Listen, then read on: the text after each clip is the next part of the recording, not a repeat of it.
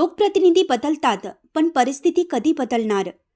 चेंबूर मुंबईतील वॉर्ड क्रमांक 146 मध्ये गेल्या अनेक वर्षापासून नगरसेवक, आमदार आणि खासदार बदलले, परंतु परिसरातील परिस्थिती मात्र ऐन दिवसेंदिवस गंभीर होत चालल्याची तक्रार नागरिकातून सातत्याने केली जात आहे.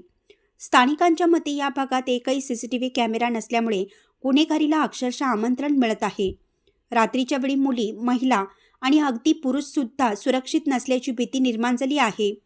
पोलीस यंत्रणेला कारवाई करायची असली तर या विभागातील प्रभावी गट, राजकीय कार्यकर्ते आणि स्थानिक गुंडगिरीमुळे पोलीसही हतबल असल्याचा आरोप नागरिकांनी केला आहे.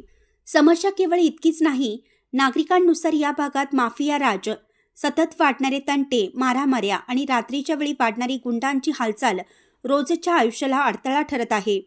काल रात्री घडलेली घटना तर धक्कादायक होती.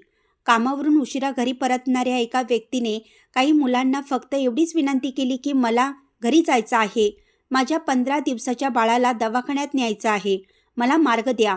मात्र या किरकोळ कारणावरून त्या टोळक्याने त्याच्यावर हल्ला केल्याची माहिती स्थानिकांकडून मिळाली. नागरिकांचा प्रश्न अगदी सोपा आहे.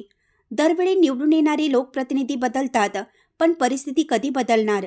सीसीटीव्ही, पेट्रोलिंग आणि सुरक्षा वाढण्याची मागणी अजूनही केवळ कागदावरच आहे. स्थानिकांनी स्पष्ट मागणी केली आहे की प्रशासन, निवडून आलेले प्रतिनिधी यांनी तात्काळ लक्ष घालून सीसीटीव्ही कॅमेरे बसवावेत, पोलीस गस्त वाढवावी, गुन्हेगारांवर कडक कारवाई करावी आणि नागरिकांना सुरक्षित वातावरण उपलब्ध करून द्यावं. चेंबूर वॉर्ड क्रमांक 146 मधील नागरिकांच्या या प्रश्नाकडे कोण लक्ष देणार, याकडे आता सर्वांचे लक्ष लागलं आहे.